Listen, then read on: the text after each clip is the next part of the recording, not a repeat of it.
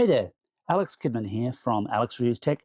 Today taking a look at the Belkin UltraCharge Pro 3-in-1 magnetic charging dock. That's a lot to say all in one sentence. It's a big product name for a big and somewhat expensive wireless charger. This is definitely a luxury option. Here in Australia, it'll run you $219, which is quite a lot to pay for such a charger, although you're getting quite a lot of charger in return. So it's 3-in-1 because it has 3 charging plates. So you've got your primary charging plate here, which of course can tilt up and tilt down. And the fact that it'll go flat, of course, means that it's not just limited to magnetic Qi 2 devices. You could drop any Qi device on there and that should work as long as you align it. Obviously, you won't get the magnetic attachment benefits. Then at the back here, we've got a single charger, which is Apple Watch only. Not exactly surprising that Qi 2 products still favor Apple because up until very recently, really, you had the HMD Skyline and then everything else that was Qi 2 was an Apple phone. And then at the base here, this is also a charging plate. Now, design-wise, this does look somewhat similar to Belkin charging docks I've reviewed in the past. The 2-in-1 that I did last year, of course, has a certain amount of similarity, but where that one looked like a Dalek, I reckon this one's got maybe a bit more of the Starship Enterprise to it, or possibly it's the case that actually it's going to defend Tokyo from an incoming Godzilla attack. Or maybe not. In terms of color choices, this is the white/beige unit. Don't love the color too much, but then I did live through the period where pretty much everything that you could get in technology was beige, so that's not my favorite style. There is also a black unit, and that's probably the one that I would opt for. I should point out, Belkin sent me this unit for review, but they have no editorial input into what I'm about to say, which is why I've ended up with a beige one. If I was spending my own money, this would be black. But your tastes, of course, may vary. It's nice, at least, to have the choice. As you may have just spotted around the back here, you've also got a small switch. Now, this isn't power.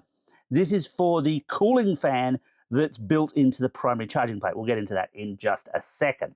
Now, one of the big things about this particular charging dock is that it's big. It's quite heavy. Now, Belkin doesn't actually specify weight. My own scales weighed in at about 520 grams, so it's basically the weight of an iPad. Like, this is a pretty hefty little thing. It means it's not really all that travel suitable. This is much more a pop it on the side of your desk or on your bedside table kind of charger.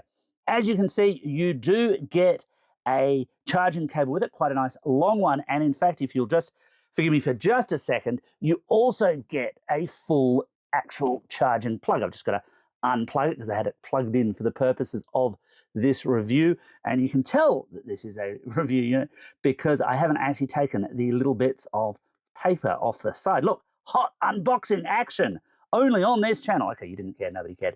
But yeah, now you get a nice little 45-watt charger. And I suppose that is the part of this, sorry about that going out of focus, that is the part of this that could be portable because you could, of course, unplug this. This is another design feature I do approve of. Well done, Belkin. Removable cable. Now, why does that matter? Well, it means if this cable breaks or you lose it or whatever, then you can replace it. Whereas if it was a fixed cable, then this whole unit would be kind of stuffed. I'm just going to plug this back in because, of course, you want to see it running. Now, because up until quite recently, of course, the Qi 2 space was an Apple space, the focus of this particular charger is largely on Apple-rated gear. It's why the rear plate is Apple Watch 2 only. And yes, I can show you it charging an iPhone. In this case, that's an iPhone 16 Pro Max that's going on there, ever so slightly out of frame. I'll try and pull back in a second.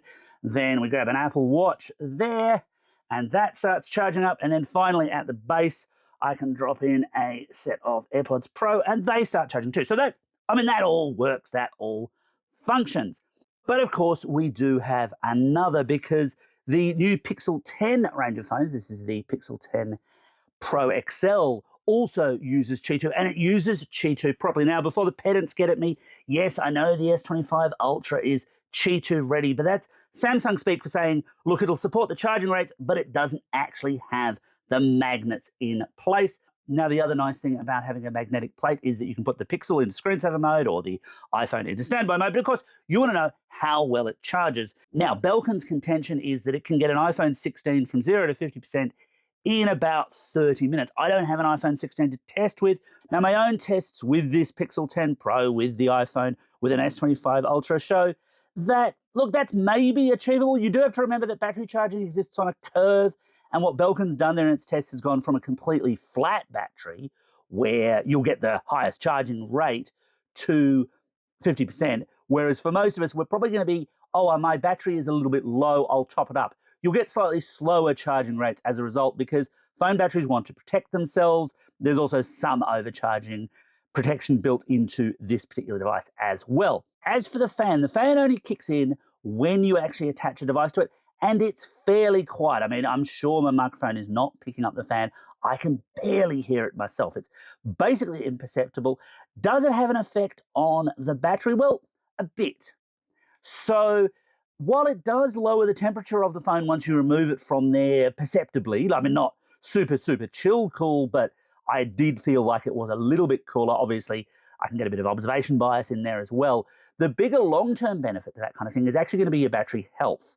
Not so much the charging rates it can do, but actually the way that your battery survives over time, because heating up a battery, well, it's a pretty bad thing to do to your phone in terms of the battery lasting for years and years and years. This is not day to day, this is long-term battery life. So basically, I would flick that switch on and I would leave it on if I were you.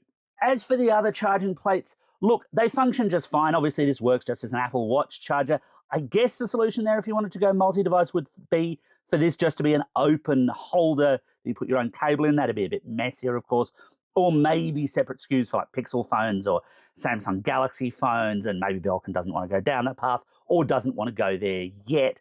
Clearly, though, this is best suited, I guess, if you're an Apple user, because otherwise this part is not going to be of any use to you at all. The bottom charging plate is an interesting one. Now, Belkin's contention is, yeah, you're going to drop your AirPods on there and they will charge, and they do, you can see that.